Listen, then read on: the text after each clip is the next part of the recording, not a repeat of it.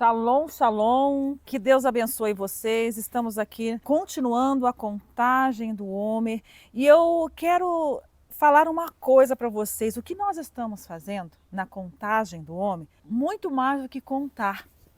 Porque na palavra de Deus, em Deuteronômio 16, 9, diz assim, 7 semanas contarás. Desde que a foice começar na seara, iniciarás a contar as 7 semanas. Então, nós estamos no início desta contagem.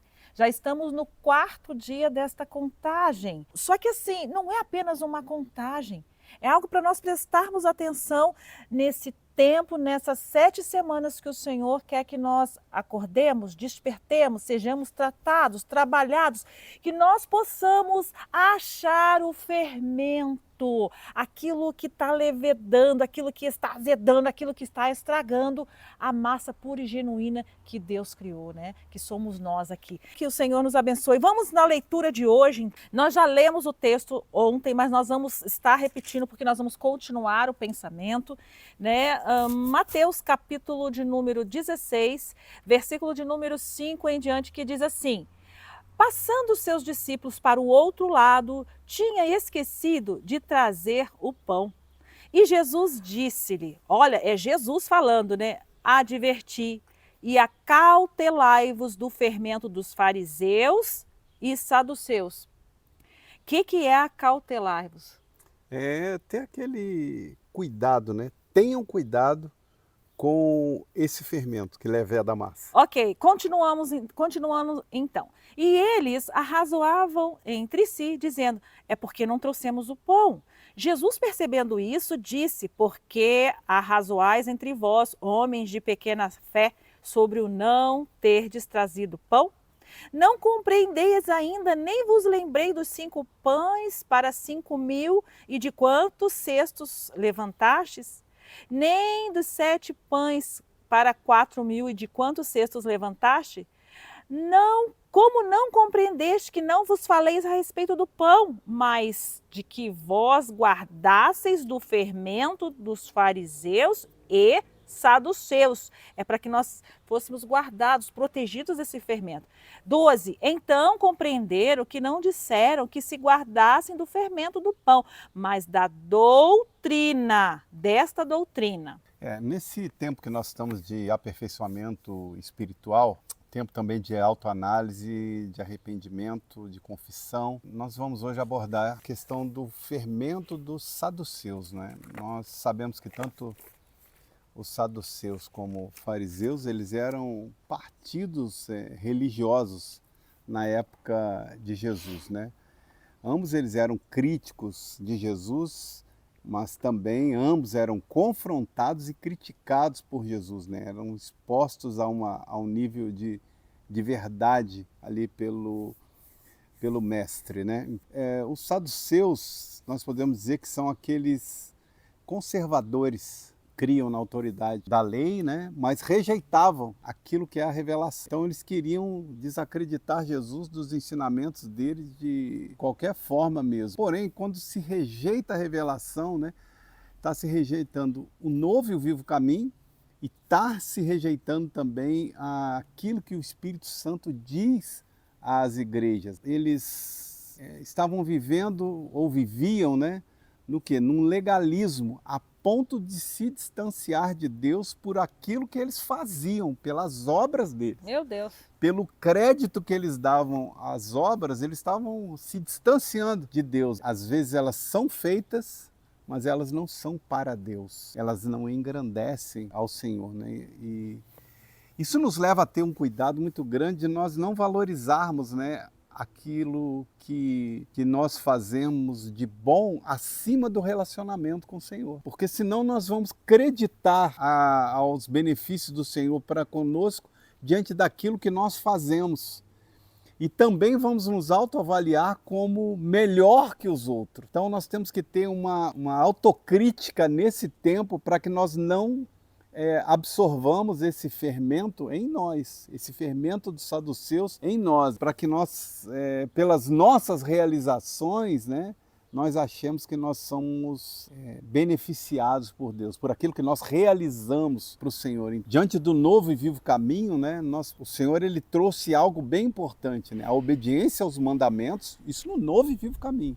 E a graça. Não estão distintos nenhum dos dois, né? Juntos os dois. Né? O propósito, né, dos mandamentos, né? O propósito, como diz em Romanos, lá, capítulo 3, versículo 20, de revelar o pecado, expor o pecado, né? Mas a graça, ela vem trazendo o quê? Salvação para os homens, traz Aleluia. algo para os homens. Então nós precisamos extirpar esse fermento que confia na sua própria justiça, né? Que faz com que as pessoas... Nós precisamos refletir nisso. E tanto os fariseus quanto os saduceus, eles eram o quê? Hipócritas. Eles queriam aparecer nas ruas, né? Os fariseus queriam aparecer nas ruas, e os saduceus, eles queriam o quê? Ser vistos pelos homens nas sinagogas.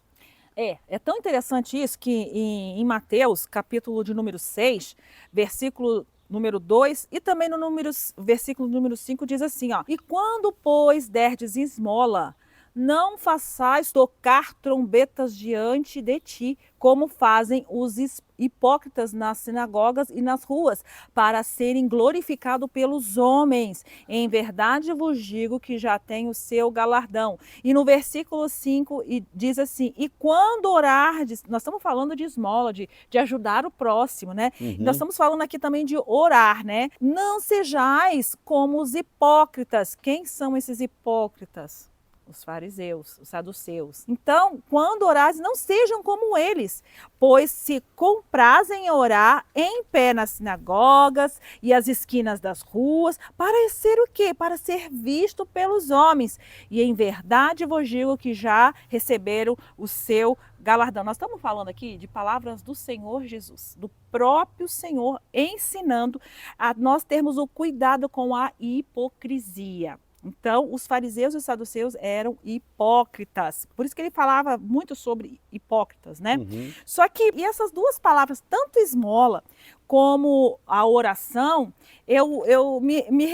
me remeteu aqui a Cornélio.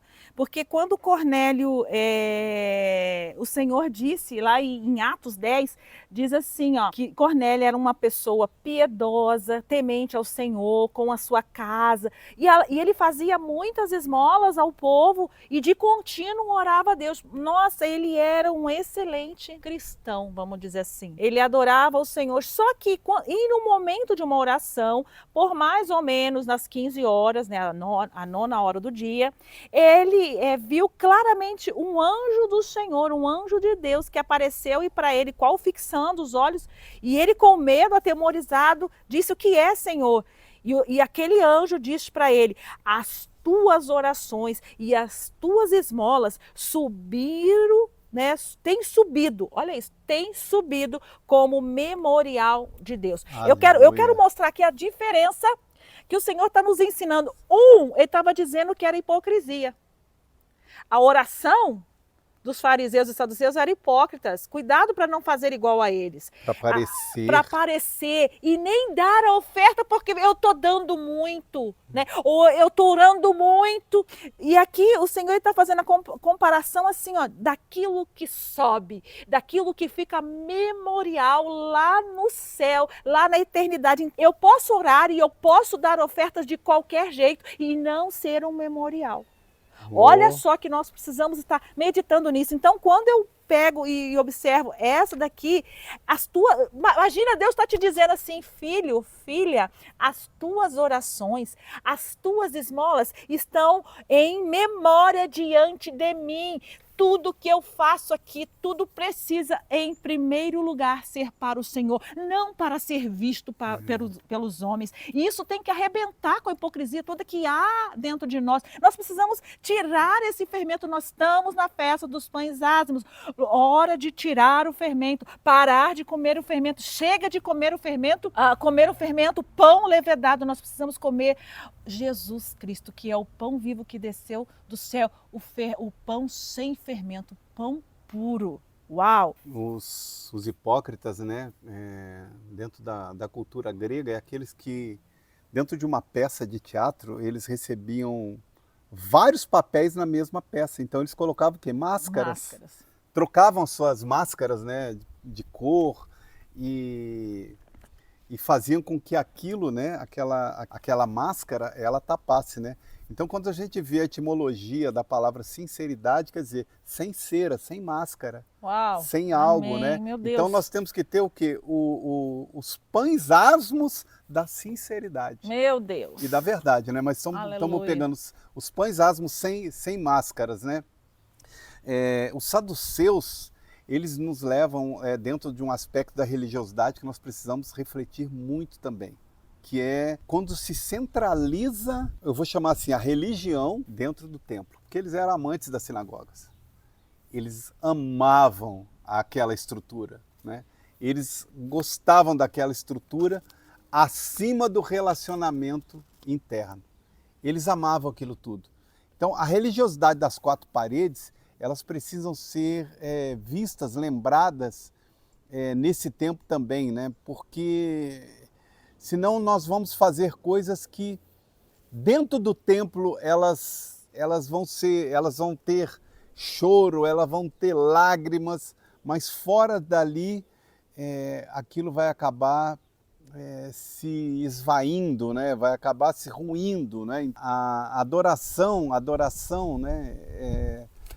No templo era o principal foco para eles. E quando houve a destruição do templo, né? Em 70, o judaísmo dos saduceus, ele se extinguiu.